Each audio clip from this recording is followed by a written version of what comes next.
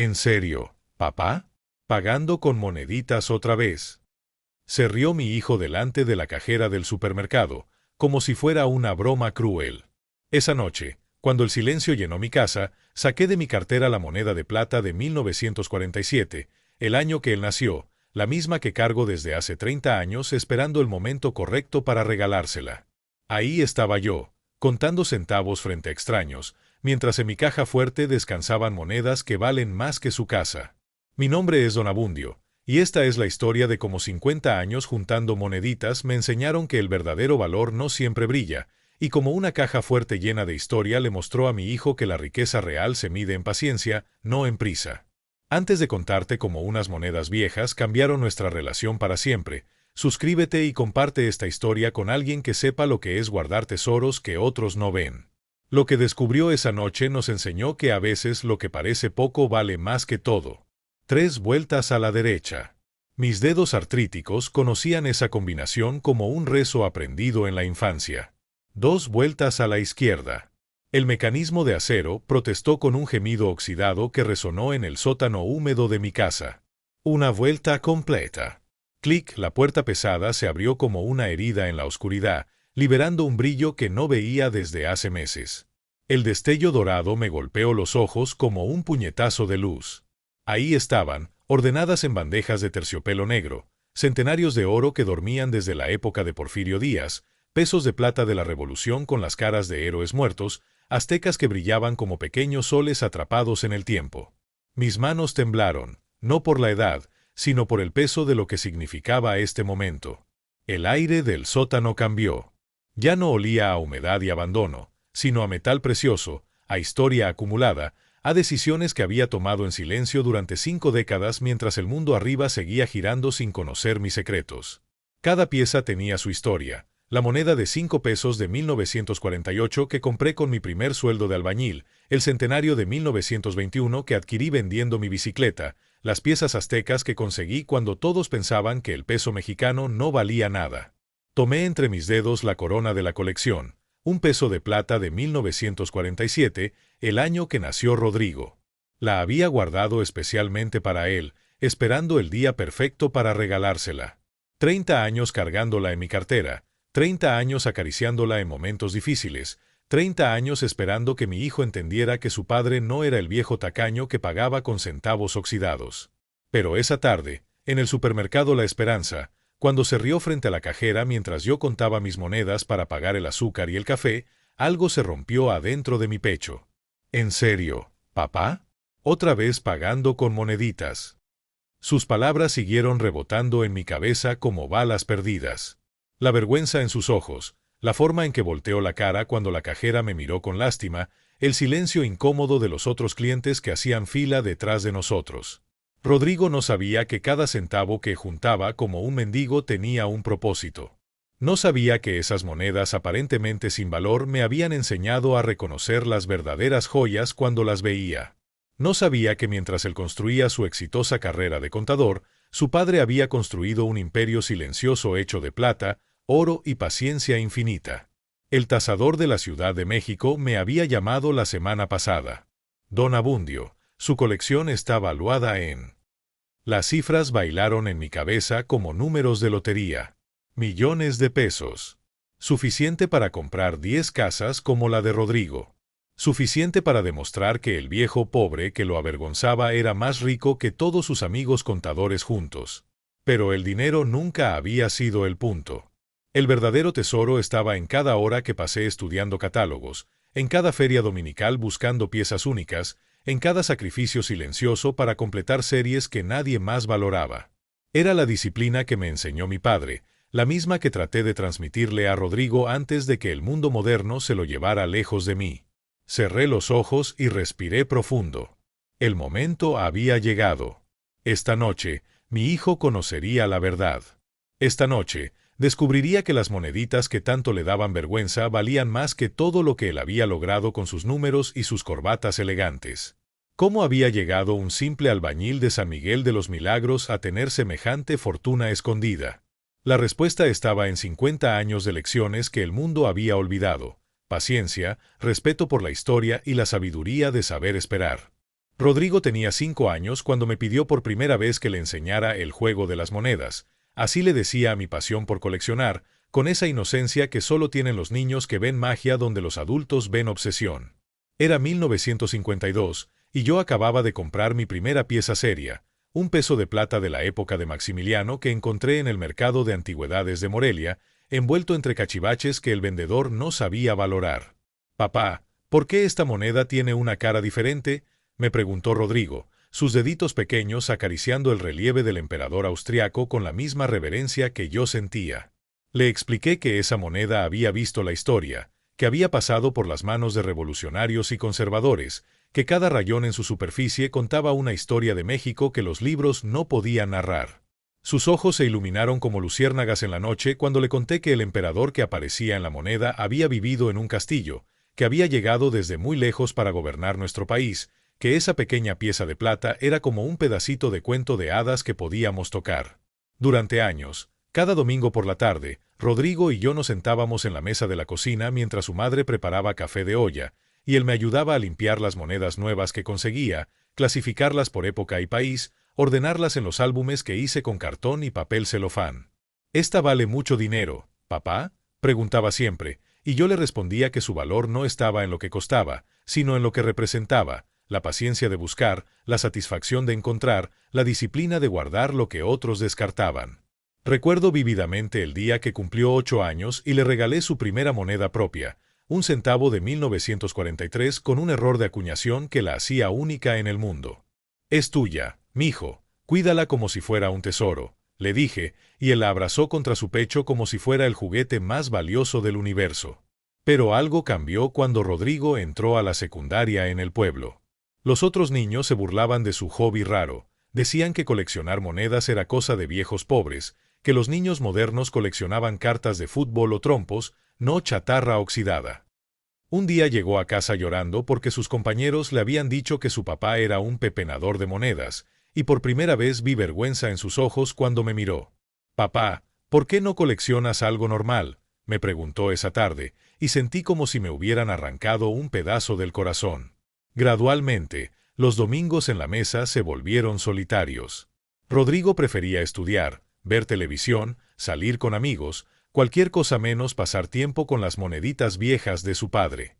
Cuando se fue a estudiar contaduría a la capital, ya no quedaba ni rastro del niño que una vez había visto magia en cada pieza de mi colección. Ahora era un hombre de 30 años que se avergonzaba cuando yo pagaba con cambio exacto, que suspiraba con impaciencia cuando demoraba contando centavos, que había olvidado completamente que una vez esas mismas monedas habían sido la conexión más hermosa entre padre e hijo. ¿Cuándo había perdido a mi pequeño compañero de aventuras numismáticas? ¿En qué momento las monedas que nos unían se convirtieron en la pared que nos separaba? La primera vez que Rodrigo llegó a casa con un traje nuevo, yo estaba organizando mi colección de monedas aztecas en la mesa del comedor, cada pieza brillando bajo la luz amarillenta del foco que colgaba del techo. Era 1975, había conseguido trabajo en una firma de contadores en la capital y su sueldo era 3 veces lo que yo ganaba en un mes trabajando construcción. «Papá, ya no necesitas hacer eso», me dijo señalando mis monedas con un gesto de la mano que me dolió más que cualquier golpe. «Ahora puedo ayudarte económicamente, puedes dejar de juntar chatarra y vivir mejor». Catarra. Esa palabra se quedó flotando en el aire como humo tóxico mientras yo sostenía en mis manos un azteca de oro de 1919 que había costado 3 meses de mi sueldo, una pieza que los expertos consideraban una joya numismática y que mi hijo veía como basura reluciente. «No es chatarra, mijo», le respondí con la voz quebrada, «es historia, es arte, es...». Pero él ya había volteado la cara, revisando unos papeles importantes que había traído del trabajo, números y más números que parecían ser lo único que le importaba en el mundo. Desde ese día, cada vez que Rodrigo venía de visita, yo guardaba apresuradamente mis álbumes y bandejas, como si fuera un vicio vergonzoso del que había que esconderse. Sus zapatos lustrados pisaban el piso de tierra de mi casa con el sonido seco de alguien que camina en territorio extraño. Sus ojos esquivaban la mesa donde yo trabajaba mis clasificaciones, y sus conversaciones giraban alrededor de sus éxitos profesionales, los clientes importantes que atendía, las inversiones modernas que hacía en el banco. Todo muy lejano del mundo silencioso donde yo encontraba tesoros que él no podía ver. «Los tiempos cambian, papá», Me decía cada vez que me veía limpiando una moneda con el cepillo suave que había comprado especialmente para esa tarea: ahora el dinero se multiplica en inversiones, no guardándolo en cajitas. Pero yo sabía algo que él no entendía, que el valor real no se multiplicaba con intereses bancarios, sino con paciencia, conocimiento y respeto por lo que había venido antes de nosotros. Cuando cumplió 25 años y compró su primer carro nuevo, un Volkswagen azul que brillaba como espejo bajo el sol de Michoacán, yo quise regalarle la moneda de plata de 1947 que había guardado desde su nacimiento, pulida y perfecta dentro de una caja de terciopelo que había mandado hacer especialmente para la ocasión. Gracias, papá, pero ya no colecciono esas cosas, me dijo sin siquiera abrirla, dejándola sobre la mesa de la cocina como si fuera una cuenta pendiente que alguien más debía resolver. Esa noche, cuando se fue de regreso a la ciudad con su carro nuevo y sus planes importantes, yo me quedé solo mirando la caja cerrada, preguntándome cuándo exactamente las monedas habían dejado de ser nuestro lenguaje común para convertirse en la evidencia de todo lo que nos separaba. ¿Cuándo las monedas se volvieron vergüenza en lugar de orgullo? ¿En qué momento preciso mi hijo decidió que el éxito se medía por lo nuevo que podías comprar en lugar de lo antiguo que podías preservar? Los años siguientes fueron una lenta despedida de la complicidad que habíamos compartido. Rodrigo visitaba menos, hablaba más de negocios y menos de familia, y cuando mencionaba dinero era siempre en términos de números grandes, inversiones modernas, cuentas de banco que crecían automáticamente sin el trabajo manual que a mí me había enseñado el valor de cada peso. Mientras él construía su fortuna con papel y tinta en oficinas con aire acondicionado, yo seguía construyendo la mía con metal y paciencia en el silencio de mi casa, sin saber que algún día esas dos fortunas se encontrarían cara a cara en una revelación que cambiaría todo lo que él creía saber sobre su padre. Yo también había sido el hijo que se avergonzaba de su padre. La memoria me golpeó como piedra en la frente mientras sostenía la moneda de 1947. Tenía 14 años cuando don Crescencio, mi papá, llegó al baile del pueblo con sus huaraches rotos y su camisa remendada, buscándome entre la multitud de muchachos que presumían sus botas nuevas y sus sombreros almidonados que olían a lavanda y esperanza. «Abundio, vámonos, mañana hay que madrugar para la siembra», me gritó desde la entrada del salón, y yo sentí que la tierra se abría bajo mis pies cuando todas las miradas se voltearon hacia el viejo campesino que había interrumpido la música con su voz ronca de tanto trabajar bajo el sol. Las muchachas con las que estaba bailando se rieron por lo bajito, sus vestidos de domingo contrastando brutalmente con los harapos de mi padre, y yo bajé la cabeza como si pudiera desaparecer entre las baldosas agrietadas del piso. «¿Ese es tu papá?», me preguntó Esperanza Vázquez, la hija del tendero, con esa sonrisa cruel que solo tienen los que nunca han conocido la pobreza verdadera. «Qué pena, Abundio, parece limosnero». Sus palabras se clavaron en mi pecho como alfileres oxidados, y por primera vez en mi vida sentí vergüenza de la sangre que corría por mis venas, vergüenza del hombre que se había partido el lomo trabajando para que yo pudiera estar ahí, vestido con la única camisa buena que teníamos en casa. «No lo conozco», mentí con la voz quebrada, volteando la cara hacia la pared mientras mi padre me buscaba con los ojos entre la multitud de jóvenes que lo miraban como si fuera un fantasma inoportuno del pasado. Don Crescencio se quedó parado en la entrada durante lo que me pareció una eternidad, su sombrero de palma deshilachado girando entre sus manos callosas, esperando que su hijo lo reconociera, que caminara hacia él con dignidad en lugar de esconderse como rata asustada. Pero yo no me moví. Me quedé ahí, fingiendo que no lo veía, bailando con las muchachas que se burlaban de su pobreza, riéndome de chistes crueles sobre campesinos ignorantes que no sabían comportarse en sociedad. Cuando finalmente se fue, arrastrando sus huaraches por el polvo del camino de regreso a nuestra jacal de adobe y lámina, yo sentí un vacío en el estómago que no era hambre, sino algo peor, la certeza de que había traicionado al único hombre que me amaba sin condiciones en este mundo. Esa noche llegué a casa después de medianoche, esperando encontrar a mi padre dormido, pero estaba sentado en el patio trasero, mirando las estrellas con los ojos húmedos que brillaban como charcos después de la lluvia. «¿Te divertiste en el baile, mijo?», me preguntó sin voltear a verme, y su voz sonaba diferente, más pequeña, como si algo adentro de él se hubiera roto para siempre. «Sí, papá», le mentí otra vez, pero esta vez las palabras me supieron a veneno en la boca. Él asintió despacio, como si entendiera perfectamente lo que había pasado, como si ya hubiera vivido esa misma humillación cuando era joven y su propio padre lo había avergonzado frente a otros. «El orgullo es como el hambre, Abundio», me dijo finalmente, «duele, pero se puede aguantar si sabes para qué lo estás aguantando». No entendí sus palabras hasta décadas después, cuando yo mismo me convertí en el padre pobre que avergonzaba a su hijo exitoso, cuando me tocó ser el viejo con ropa gastada que interrumpía conversaciones importantes con mi presencia incómoda. Don Crescencio murió 2 años después de ese baile, llevándose a la tumba la herida de haber sido negado por su propio hijo, y yo cargué esa culpa como piedra en el pecho durante el resto de mi vida. Ahora entendía que Rodrigo estaba repitiendo mi historia, que él era yo a los 14 años y yo era mi padre a los 60, atrapados en el mismo ciclo cruel donde el éxito se avergüenza de sus raíces y la pobreza aparente esconde riquezas que nadie se molesta en buscar. ¿Cuántas generaciones habían vivido esta misma tragedia? ¿Cuántos hijos habían negado a sus padres sin saber que algún día ellos también serían negados? Comencé mi verdadera colección en 1955 con las manos llenas de ampollas y los bolsillos vacíos, el día que recibí mi primer pago como peón de albañil en la construcción de la nueva iglesia de San Miguel. 10 pesos completos que brillaban en mi palma como promesas de un futuro mejor, pero en lugar de gastarlos en comida o ropa, caminé hasta el mercado de los domingos donde don Aurelio vendía antiguallas entre pollos y verduras, y compré mi primera pieza seria, un real de plata de 1732 que había sobrevivido 2 siglos esperando que alguien como yo entendiera su valor. El sonido metálico que hizo al caer en mi bolsillo fue como una campana que anunciaba el comienzo de algo que cambiaría mi vida para siempre.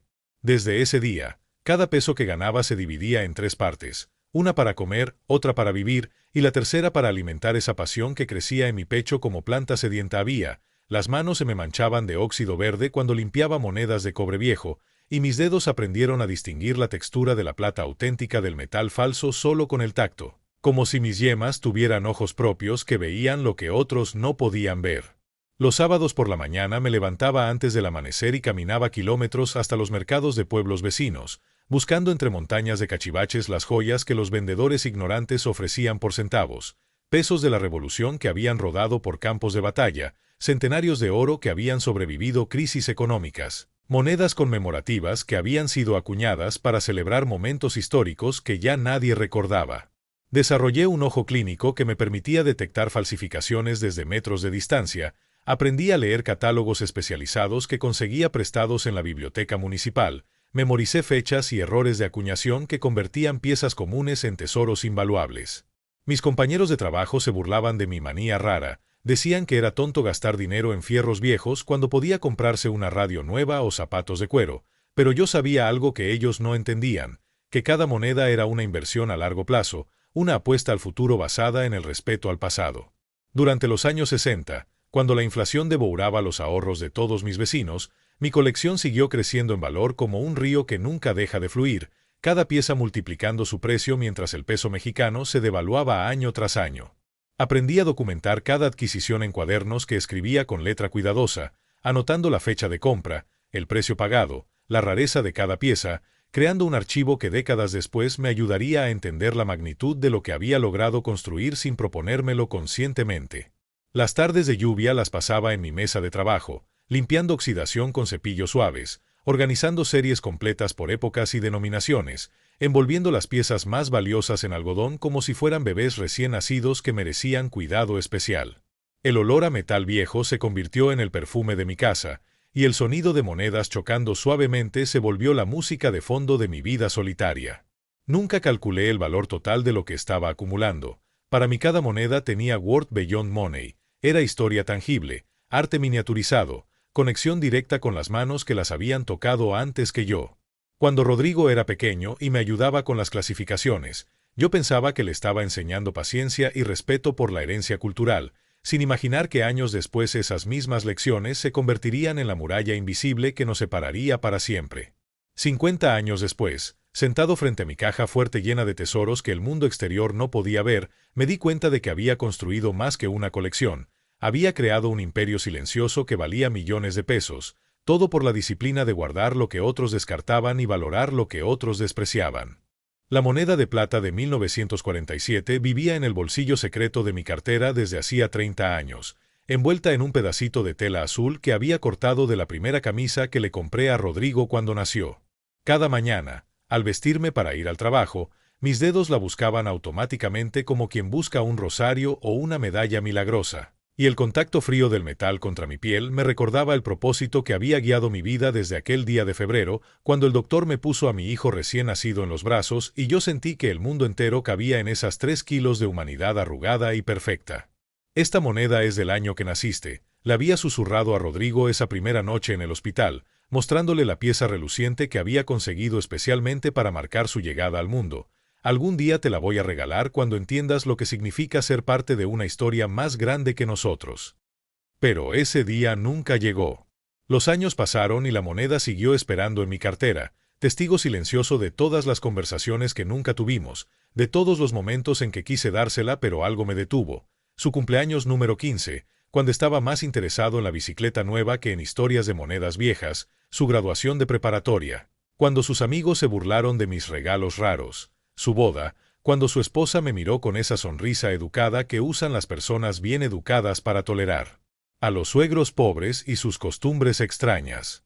La moneda se había vuelto caliente de tanto manipularla en momentos de nerviosismo, su superficie lisa pulida por décadas de caricias inconscientes cuando me sentía solo o incomprendido, cuando escuchaba a Rodrigo hablar de sus éxitos como si hubiera nacido de la nada, sin raíces, sin historia, sin un padre que había soñado en plata el futuro de su hijo antes de que él pudiera siquiera hablar.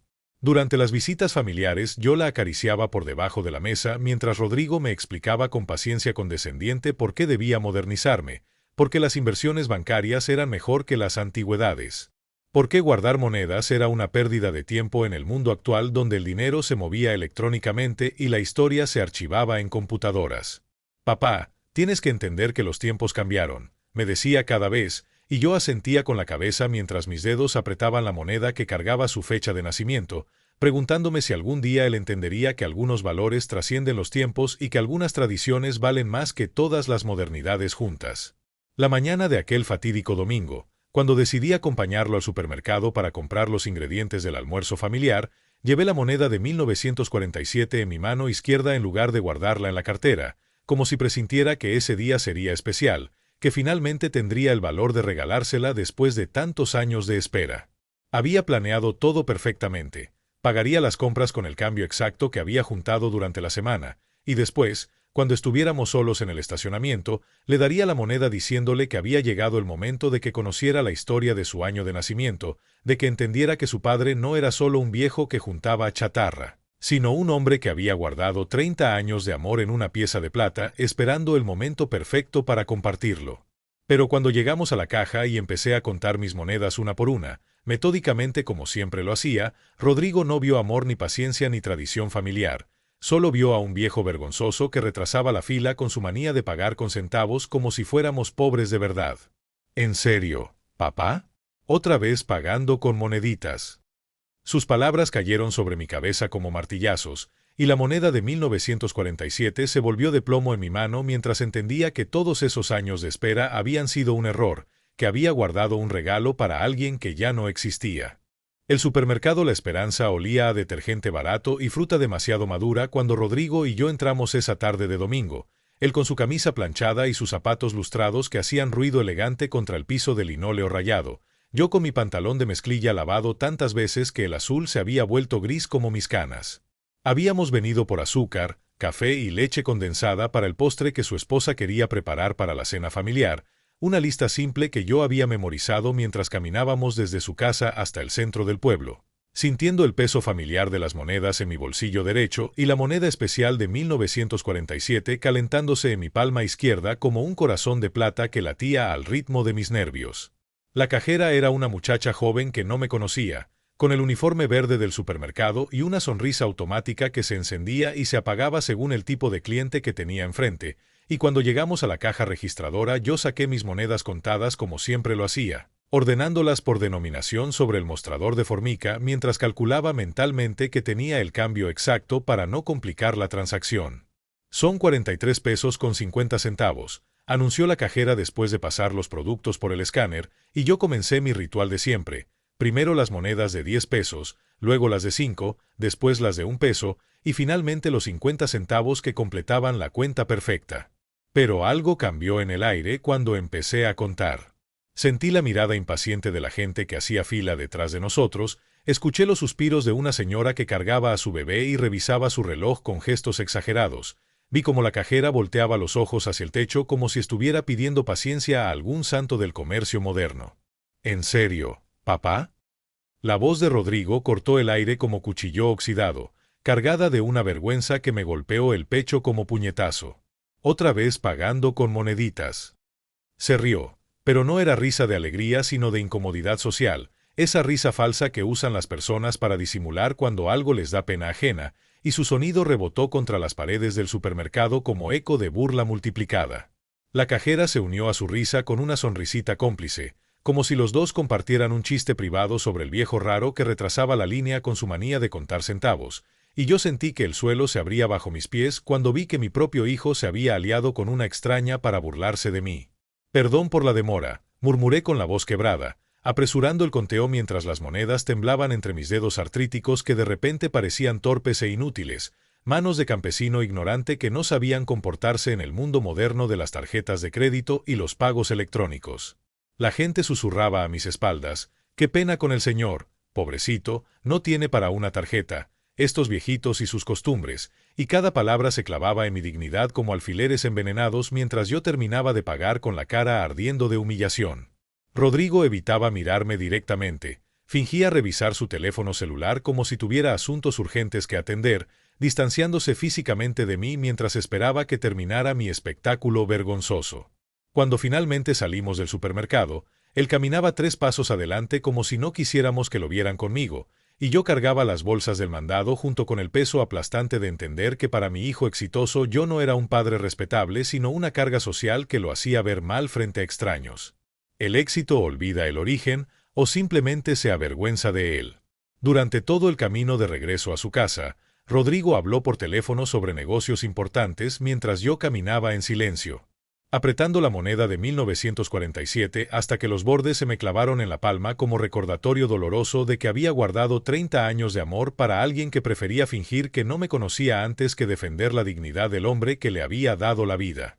La casa se sintió más vacía que nunca cuando regresé del almuerzo familiar en casa de Rodrigo, donde había fingido durante 3 horas que no me dolían las miradas de lástima de mi nuera ni los comentarios susurrados sobre el abuelo y sus moneditas que creía que no escuchaba desde la cocina. Eran las 9 de la noche y el silencio de San Miguel de los Milagros se extendía por las calles empedradas como manta pesada, interrumpido solo por el ladrido lejano de algún perro y el sonido de mis pasos arrastrándose sobre las baldosas frías de mi sala. Me serví un café negro en la taza despostillada que uso desde hace 20 años, la misma que Rodrigo me había regalado un día del padre cuando todavía me veía como héroe en lugar de estorbo social, y me senté en mi silla de siempre frente a la mesa donde tenía extendida parte de mi colección para el inventario mensual que hacía religiosamente cada domingo. Las monedas brillaban bajo la luz amarillenta del foco desnudo que colgaba del techo, cada una reflejando pequeños soles dorados y plateados que bailaban cuando las tocaba con dedos temblorosos que ya no temblaban de artritis sino de coraje contenido. Ahí estaban mis tesoros, un peso fuerte de Maximiliano que había conseguido en 1962, centenarios de oro que parecían pequeños soles atrapados en el tiempo, aztecas que valían más que el sueldo anual de cualquier contador, piezas conmemorativas tan raras que los coleccionistas europeos pagaban fortunas por conseguirlas. Moneditas, había dicho Rodrigo. Chatarra, había dicho años atrás. El café se enfrió en mis manos mientras yo acariciaba cada pieza de mi colección, sintiendo el peso de 5 décadas de paciencia acumulada en metal precioso que mi hijo no sabía valorar. Era la misma sensación que debió tener mi padre don Crescencio cuando yo lo negué en el baile del pueblo, la misma humillación de ser despreciado por la persona que más amabas en el mundo, la misma soledad de cargar amor no correspondido como cruz invisible. Me levanté despacio, con los huesos crujiendo como madera vieja, y caminé hasta el sótano donde estaba mi caja fuerte, ese secreto que había guardado durante 50 años esperando el momento perfecto para revelarlo. Pero ya no había momento perfecto. Solo quedaba el dolor de entender que mi hijo prefería verme como viejo pobre antes que conocer la verdad sobre mi sacrificio. Giré la combinación con dedos que conocían los números de memoria, y cuando la puerta se abrió, el destello dorado me cegó momentáneamente, como si todas las estrellas del cielo se hubieran concentrado en esas bandejas de terciopelo negro. Miles de monedas esperaban en perfecto orden, clasificadas por época, país y valor, documentadas en cuadernos que mostraban 40 años de inversión silenciosa que había convertido a un albañil humilde en millonario secreto. El tasador de la Ciudad de México me había dicho la semana pasada que mi colección valía más de 8 millones de pesos, suficiente para comprar 10 casas como la de Rodrigo, suficiente para demostrarle que el viejo tacaño era más rico que todos sus amigos importantes juntos. Pero el dinero nunca había sido el punto. El verdadero tesoro era la disciplina que había aprendido de mi padre, la paciencia que había tratado de enseñarle a mi hijo, el respeto por la historia que él había decidido cambiar por modernidad vacía. Esa noche, rodeado de millones en monedas antiguas mientras bebía café frío en una taza rota, tomé la decisión más dolorosa de mi vida. Al día siguiente le mostraría a Rodrigo lo que guardaba en mi caja fuerte, no para humillarlo como él me había humillado, sino para enseñarle que a veces las apariencias engañan y que el amor verdadero se mide en sacrificios silenciosos, no en éxitos ruidosos. Si iba a perder a mi hijo por ser pobre, al menos que fuera sabiendo la verdad, que había sacrificado a parecer rico para ser rico de verdad, que había elegido parecer tonto para ser sabio en silencio. El lunes por la mañana marqué el número telefónico que tenía anotado en tinta azul descolorida en mi libreta de contactos especiales, un cuaderno forrado en plástico verde que guardaba los nombres de las únicas personas en el mundo que conocían mi verdadera identidad, no don Abundio el albañil pobretón, sino don Abundio el coleccionista legendario cuya reputación se extendía desde Guadalajara hasta la Ciudad de México como susurro reverente entre expertos. Licenciado Mendoza, dije cuando contestó la voz que reconocía después de 20 años de tratos discretos, habla Abundio Morales de San Miguel de los Milagros, ¿se acuerda de mí? El silencio del otro lado duró apenas 2 segundos antes de que escuchara la risa genuina del tasador más respetado del país, el hombre que había catalogado las colecciones de banqueros y políticos famosos sin saber que su cliente más valioso vivía en una casa de adobe con piso de tierra. Don Abundio. ¿Cómo está, maestro? Precisamente estaba pensando en usted la semana pasada porque me llegó un cliente preguntando por un azteca de 1918 y le dije que conocía al único hombre en México que tenía uno en condiciones perfectas, pero que usted nunca vendía sus piezas.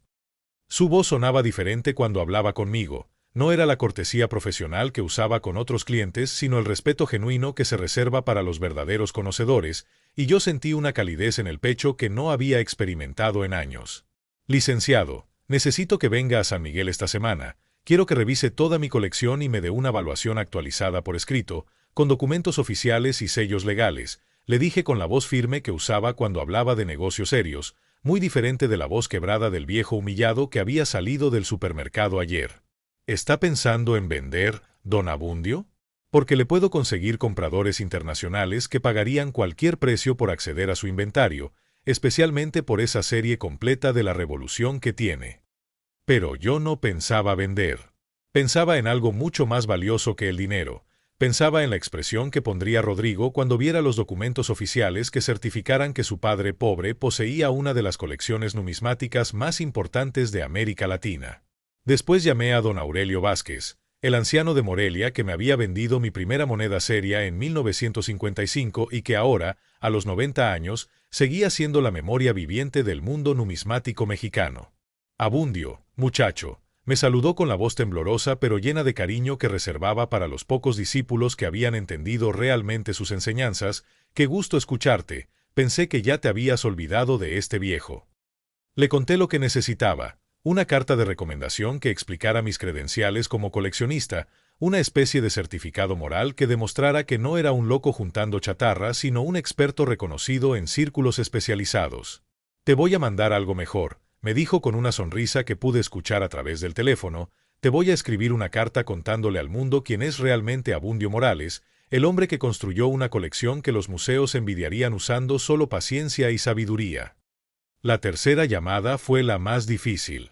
Marqué el número de la Casa de Moneda de México, donde un amigo de décadas trabajaba como consultor especial, y le pedí que me mandara por correo certificado toda la documentación que probara la autenticidad y el valor histórico de mis piezas más importantes. Don Abundio, me dijo con voz sorprendida, ¿para qué necesita papeles oficiales? Todo el mundo sabe que su colección es auténtica, usted es una leyenda entre nosotros. Pero yo no necesitaba que los expertos me creyeran. Necesitaba que mi hijo supiera que mientras él presumía sus títulos universitarios y sus cuentas bancarias, su padre había sido respetado en silencio por personas que sabían distinguir entre el verdadero valor y la apariencia superficial, que había construido una reputación sólida como roca mientras él construía una imagen brillante como espejismo.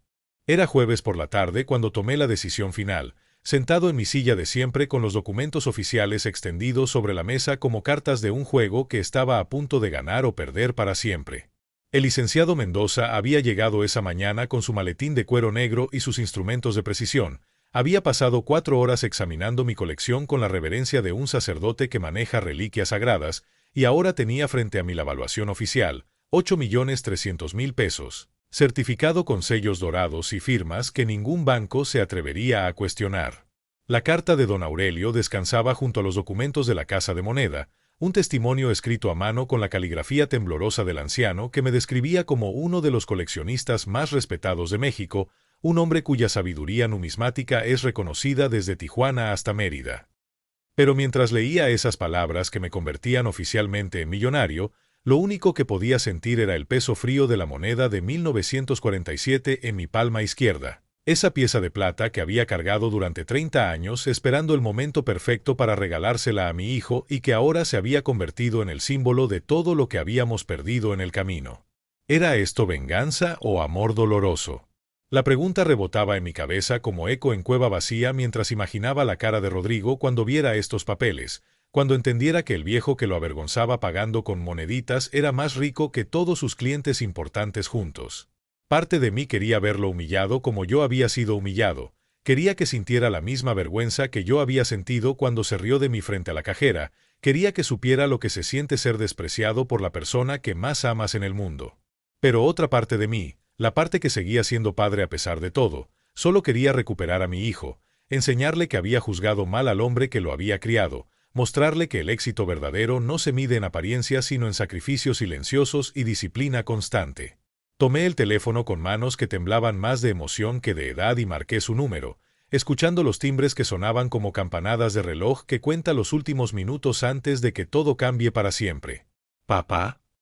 Su voz sonaba sorprendida porque yo nunca lo llamaba entre semana, siempre respetaba sus horarios de trabajo y sus responsabilidades importantes. Rodrigo, necesito que vengas a mi casa mañana por la noche, tengo algo que mostrarte, le dije con una calma que no sentía, acariciando la moneda de 1947 como si fuera un amuleto que me diera valor para lo que estaba a punto de hacer. ¿Está todo bien? ¿Se siente mal? La preocupación genuina en su voz me recordó por un momento al niño que una vez me había ayudado a clasificar monedas en las tardes de domingo, al hijo que había perdido en algún momento entre su éxito y mi aparente fracaso. Estoy bien, mijo, pero hay cosas que tienes que saber sobre tu padre, cosas que he guardado mucho tiempo esperando que fueras lo suficientemente maduro para entenderlas. Cuando colgué el teléfono, doblé cuidadosamente los documentos oficiales y los guardé en un sobremanila junto con la moneda de 1947, el regalo que por fin iba a entregar después de 3 décadas de espera.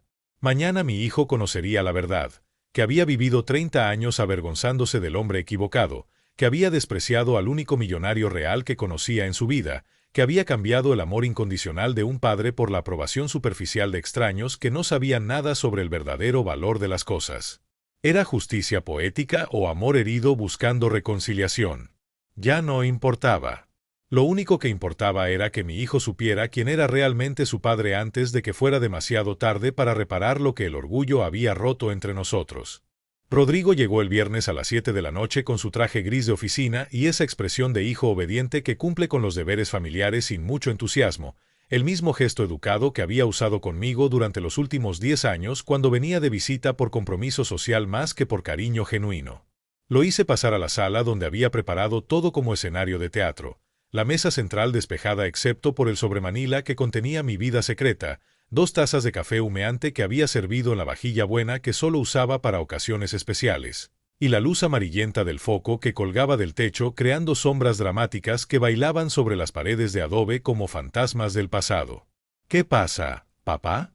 Me tenías preocupado con esa llamada tan misteriosa, me dijo mientras se sentaba en la silla frente a mí, aflojándose la corbata azul marino que llevaba perfectamente anudada como símbolo de su éxito profesional. Mis manos temblaron cuando alcancé el sobre. no por nervios sino por la magnitud de lo que estaba a punto de revelar, y pude sentir como el peso de 30 años de secretos se concentraba en esos documentos que cambiarían para siempre la manera en que mi hijo me veía.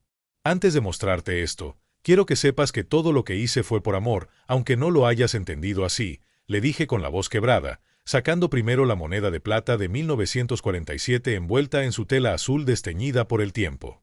Esta moneda es del año que naciste, la he cargado en mi cartera durante 30 años esperando el momento perfecto para regalártela.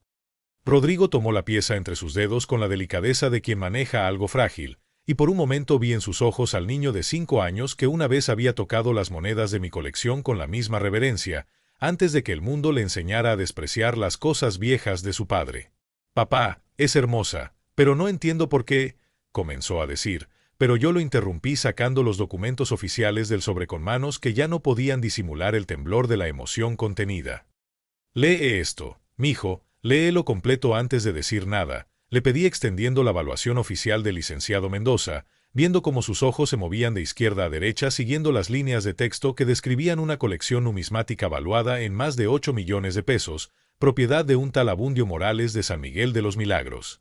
La confusión se dibujó en su cara como niebla espesa cuando leyó su propio apellido en los documentos, cuando vio las fotografías de monedas que reconocía vagamente de su infancia, cuando entendió que el nombre que aparecía como propietario de esa fortuna era el mismo que aparecía en su acta de nacimiento como padre. «No entiendo, papá, ¿qué es esto?», murmuró con la voz pequeña de alguien que siente que el suelo se mueve bajo sus pies, y yo saqué la carta de don Aurelio que me describía como uno de los coleccionistas más respetados de México, los certificados de autenticidad de la Casa de Moneda, las fotografías de piezas únicas que los museos europeos habían tratado de comprarme sin éxito. «Esto es lo que he construido durante 50 años mientras tú creías que tu padre era un viejo pobre que juntaba chatarra», le dije finalmente, viendo cómo la realidad lo golpeaba como tsunami de comprensión que destruía todo lo que había creído saber sobre el hombre que le había dado la vida. «Cada monedita con la que me has visto pagar, cada centavo que he contado frente a cajeras impacientes, cada peso que he guardado como si fuera tesoro, todo ha sido parte de esto, de la colección más valiosa que existe en manos privadas en todo México». Sus manos temblaron cuando volvió a mirar la moneda de 1947, ahora entendiendo que no era solo un regalo sentimental sino una pieza que valía más que su sueldo de 3 meses, y vi en sus ojos el momento exacto en que se dio cuenta de que había pasado 30 años avergonzándose del hombre equivocado. El silencio que siguió a mi revelación fue como el que antecede a los terremotos, esa calma supernatural que precede al momento en que el mundo se rompe en pedazos y se reordena bajo leyes completamente nuevas. Rodrigo miraba alternadamente los certificados oficiales, las fotografías de piezas únicas y mi cara arrugada como si estuviera tratando de resolver un rompecabezas imposible donde las piezas pertenecían a universos diferentes que nunca debían haberse encontrado. «Papá, ¿quién eres realmente?». La pregunta salió de sus labios como susurro de alguien que ha visto un fantasma, y su voz sonaba diferente, más joven, como si hubiera retrocedido 20 años hasta convertirse otra vez en el niño que creía que su padre era capaz de cualquier magia. Sus dedos recorrían los bordes de los documentos oficiales con la misma incredulidad de alguien que toca una reliquia sagrada, deteniéndose en las cifras que describían un patrimonio superior al de cualquiera de sus clientes más exitosos, superior al de los banqueros y empresarios que él admiraba desde la distancia respetuosa de su oficina con aire acondicionado. «No puede ser», murmuró leyendo por tercera vez la carta de don Aurelio que me describía como leyenda viviente en el mundo numismático. «Esto tiene que ser un error. Tú siempre has sido». Pero no pudo terminar la frase porque no sabía cómo definir lo que yo había sido para él durante todos estos años de malentendidos y prejuicios sociales. «Siempre he sido tu padre, Rodrigo. Lo que nunca fuiste capaz de ver es que también soy otras cosas», le dije con una mezcla de tristeza y alivio que me sorprendió por su intensidad, viendo cómo la comprensión se abría paso en su mente como amanecer lento que ilumina paisajes que siempre estuvieron ahí pero que la oscuridad había mantenido ocultos. Se levantó de la silla bruscamente y empezó a caminar en círculos por la sala pequeña, pasándose las manos por el cabello perfectamente peinado en un gesto de ansiedad que no le había visto desde que era adolescente y enfrentaba problemas que no sabía cómo resolver. ¿8 millones de pesos? ¿En serio tienes 8 millones de pesos guardados en esta casa? Su voz subía de volumen con cada pregunta, no por enojo sino por shock genuino de alguien que descubre que ha vivido toda su vida adulta basándose en información completamente falsa. «Los tengo desde hace años, mijo. Pero nunca se trató del dinero, le expliqué mientras él seguía leyendo los documentos como si esperara que las letras cambiaran mágicamente y le devolvieran la realidad familiar que conocía.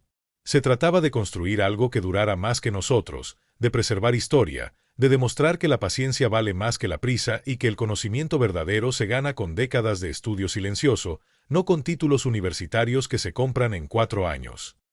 Rodrigo se detuvo frente a la ventana que daba al patio trasero donde yo había pasado miles de tardes limpiando y catalogando mis adquisiciones, y pude ver en la tensión de sus hombros el peso de 30 años de errores de percepción que ahora tenía que procesar y reorganizar en su mente. Papá, yo creía que eras pobre, creía que necesitabas mi ayuda, creía que tus moneditas eran...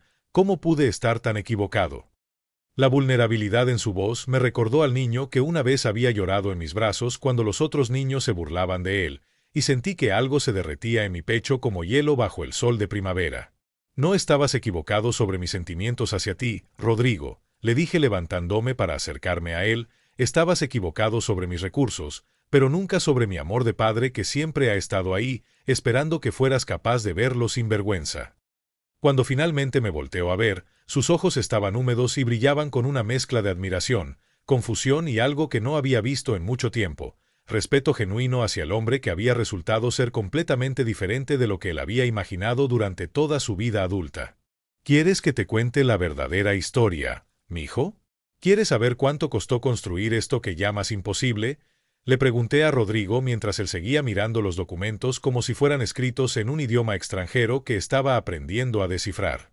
Me senté otra vez en mi silla y cerré los ojos para regresar al principio, al día de febrero de 1955, cuando tenía 23 años y acababa de gastarme mi primer sueldo completo de albañil en una moneda de plata que brillaba como promesa de futuro entre mis manos callosas. Empecé el día que naciste, literalmente, le dije abriendo los ojos para ver su cara de confusión total. Ese peso de 1947 que tienes en las manos lo compré la semana que llegaste al mundo, pensando que algún día te lo regalaría cuando fueras lo suficientemente grande para entender que el verdadero valor no se ve a simple vista. Durante los siguientes 5 minutos le conté la historia real, como durante 50 años había dividido cada peso que ganaba en 3 partes sagradas, una para comer, otra para vivir y la tercera para alimentar esa colección que crecía en secreto como planta en cueva oscura. Como había caminado kilómetros bajo el sol de Michoacán para llegar a mercados donde vendedores ignorantes ofrecían tesoros por centavos porque no sabían lo que tenían entre las manos, como había estudiado catálogos especializados hasta altas horas de la madrugada, memorizando fechas y errores de acuñación que convertían piezas comunes en joyas invaluables, como había sacrificado ropa nueva, comidas en restaurantes, viajes familiares y todos los lujos que otros padres se daban para poder comprar una moneda azteca cuando la encontraba, un centenario cuando aparecía, un peso de la revolución cuando alguien lo ofrecía sin saber su verdadero valor. ¿Te acuerdas de tu cumpleaños número 10 cuando me pediste una bicicleta nueva y yo te dije que no teníamos dinero? Le pregunté viendo cómo asentía con la cabeza, recordando una de esas decepciones infantiles que marcan la memoria para siempre. Esa misma semana compré un centenario de oro de 1921 que ahora vale 200,000 pesos, pero tú solo viste a un papá tacaño que no podía comprarte lo que querías, nunca viste la inversión en tu futuro que estaba haciendo con el dinero que creías que no tenía. Le expliqué cómo cada no que le había dicho durante su infancia había sido en realidad un sí a largo plazo, como cada vez que parecía pobre frente a otros padres estaba eligiendo ser rico en silencio para asegurar que algún día él heredara algo más valioso que cualquier juguete o capricho pasajero. ¿Sabes por qué nunca te dije nada? Porque quería que aprendieras a valorar las cosas por ti mismo, que entendieras que el dinero se gana con trabajo y paciencia, no con suerte o herencias fáciles. Rodrigo se había quedado inmóvil escuchando mi relato, y pude ver en sus ojos cómo las piezas del rompecabezas de su infancia se reordenaban bajo una luz completamente nueva. El padre que había parecido limitado económicamente resultaba ser un estratega financiero que había convertido la disciplina en fortuna. El viejo que pagaba con moneditas era en realidad un experto que sabía distinguir el valor real del valor aparente mejor que cualquier banquero. Todo este tiempo pensé que no podías darme más, murmuró con la voz quebrada, y resulta que me estabas dando lo más valioso que tenías, tu ejemplo de cómo construir algo duradero con paciencia.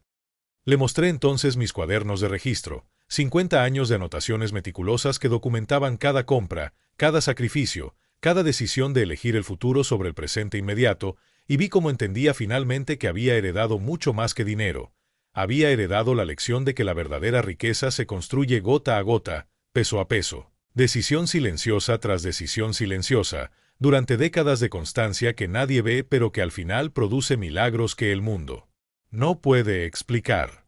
Rodrigo se acercó a mí despacio, como si temiera que un movimiento brusco pudiera romper la magia frágil de ese momento donde padre e hijo se encontraban por primera vez después de décadas de malentendidos. Y cuando estuvo cerca en Oak para tocarme, puso sus manos sobre las mías con una ternura que no había sentido desde que era niño y venía corriendo a abrazarme cuando llegaba del trabajo cubierto de cemento y calorías. Papá, perdóname, murmuró con la voz quebrada de alguien que se da cuenta de que ha cometido el error más grande de su vida. Perdóname por avergonzarme de ti, por no ver lo que realmente eras, por creer que el dinero en el banco valía más que la sabiduría en tus manos.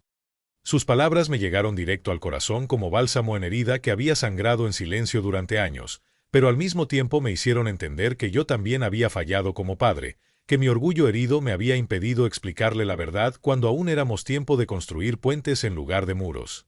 Yo también tengo que pedirte perdón, mijo, le dije apretando sus manos con la fuerza de mis dedos artríticos. Perdóname por guardar secretos que debí compartir contigo, por dejarte creer que eras mejor que tu padre en lugar de enseñarte que éramos diferentes tipos de exitosos.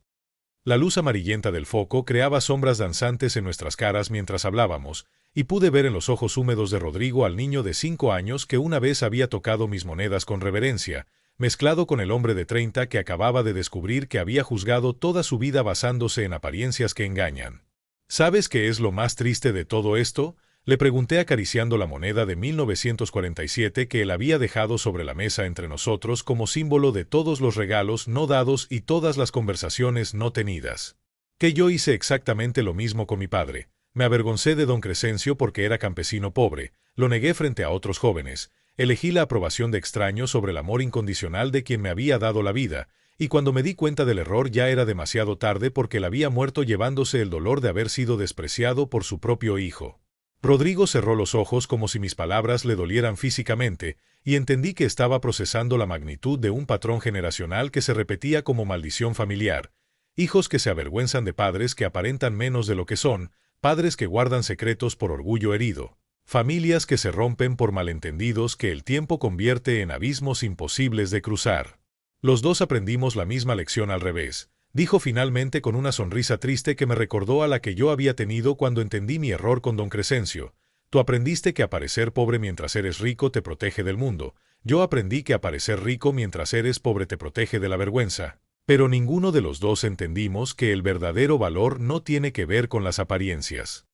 Sus palabras cayeron sobre mi alma como lluvia después de sequía prolongada, y me di cuenta de que mi hijo había crecido más en esta conversación que en todos los años anteriores juntos, que había entendido algo que yo mismo apenas estaba comprendiendo, que el valor real de una persona no se mide ni por lo que aparenta tener ni por lo que realmente posee, sino por la capacidad de amar sin condiciones y de perdonar sin reservas. ¿Sabes qué vamos a hacer, papá?, me dijo limpiándose los ojos con el dorso de la mano en un gesto que me transportó 30 años atrás. Vamos a romper esta maldición familiar aquí mismo, ahora mismo, los dos juntos. Tomó la moneda de 1947 y la puso en mi palma, cerrando mis dedos alrededor de ella con sus propias manos. Guárdala a otros 30 años si es necesario, pero esta vez dámela cuando yo esté listo para recibirla de verdad, no como el niño caprichoso que fui, sino como el hombre que estoy aprendiendo a ser gracias a tu ejemplo de paciencia. En ese momento entendí que habíamos logrado algo más valioso que cualquier colección numismática. Habíamos aprendido a valorarnos mutuamente sin máscaras ni pretensiones, habíamos elegido el amor real sobre las apariencias falsas, habíamos roto el ciclo de juicios equivocados que había separado a nuestra familia durante generaciones. 6 meses después de esa noche que cambió todo entre nosotros, Rodrigo y yo establecimos una nueva tradición. Todos los domingos por la tarde nos sentamos en la mesa de mi cocina como cuando él era niño, pero ahora él me trae historias de sus clientes y yo le enseño los secretos de identificar monedas valiosas que los expertos han pasado por alto durante décadas. La diferencia es que ahora él entiende que no se trata de las monedas, sino de la paciencia para buscar tesoros donde otros ven basura, de la sabiduría para valorar lo que el mundo desprecia, de la humildad para aprender de personas que aparentan saber menos pero que guardan conocimientos que las universidades no enseñan. ¿Sabes qué he aprendido en estos meses, papá?, Me dijo el domingo pasado mientras limpiaba un peso de plata con el mismo cepillo suave que yo he usado durante 50 años, que cada persona que conozco es como una de tus monedas, vale mucho más de lo que aparenta, pero hay que tener el ojo entrenado para ver su verdadero valor. Sus palabras me llenaron de un orgullo diferente al que había sentido cuando descubrió mi fortuna secreta, porque entendí que había aprendido la lección más importante que un padre puede enseñar, que el respeto verdadero nace cuando dejas de juzgar por las apariencias y empiezas a buscar los tesoros ocultos que cada persona lleva en su interior. La historia de mis moneditas se ha extendido por San Miguel de los Milagros como reguero de pólvora, y ahora cuando voy al supermercado la misma cajera que se rió de mí me saluda con respeto genuino, no porque sepa que soy millonario, sino porque su propia abuela le contó que don Abundio es un hombre de sabiduría silenciosa que sabe guardar secretos valiosos. Pero lo más hermoso de todo es que Rodrigo ya no se avergüenza cuando pago con monedas exactas. Al contrario, me ayuda a contarlas y aprovecha para explicarle a quien esté cerca que su padre es un experto que puede identificar el valor real de cualquier pieza con solo tocarla. Mi papá puede encontrar tesoros donde otros ven chatarra, les dice con el mismo orgullo con el que antes presumía sus propios logros profesionales, y yo siento que hemos logrado algo más valioso que cualquier reconciliación. Hemos aprendido a vernos mutuamente como realmente somos, sin las máscaras que usamos para impresionar al mundo. El otro día, mientras organizábamos mi colección para documentarla completamente y asegurar que algún día forme parte del patrimonio cultural de México, Rodrigo me hizo una pregunta que me llegó directo al alma. Papá, ¿cuántas personas como tú hay en el mundo? ¿Cuántos genios silenciosos estamos despreciando porque no sabemos reconocer la grandeza cuando viene vestida de humildad? Su pregunta me hizo pensar en don Crescencio, mi padre campesino que guardaba sabiduría ancestral sobre la tierra y las estaciones en su cabeza analfabeta, en don Aurelio que había construido una enciclopedia viviente sobre monedas mexicanas sin haber pisado nunca una universidad, en todas las personas que he conocido durante mi vida que poseían imperios invisibles de conocimiento, experiencia y amor silencioso que el mundo moderno no sabe valorar porque está obsesionado con títulos, diplomas y éxitos que brillan pero que no duran. Ahora, cada vez que veo a alguien contando monedas en una tienda, pagando con billetes arrugados, vistiendo ropa gastada o hablando con acento de pueblo, me pregunto qué tesoros oculta esa persona que los demás no pueden ver, qué historia extraordinaria lleva guardada en su corazón, qué lecciones podría enseñarme si yo tuviera la humildad de escuchar en lugar de juzgar por las apariencias. Si después de escuchar la historia de don Abundio sientes que hay alguien en tu familia a quien no has visto realmente, no esperes 40 años como él. Cuéntame en los comentarios, ¿hay alguien en tu vida que has subestimado? ¿Qué imperios silenciosos crees que no estamos viendo? A veces la persona más sabia es la que parece más simple. No olvides suscribirte, porque este abuelo tiene muchas más historias que te harán reflexionar sobre lo que realmente importa en familia.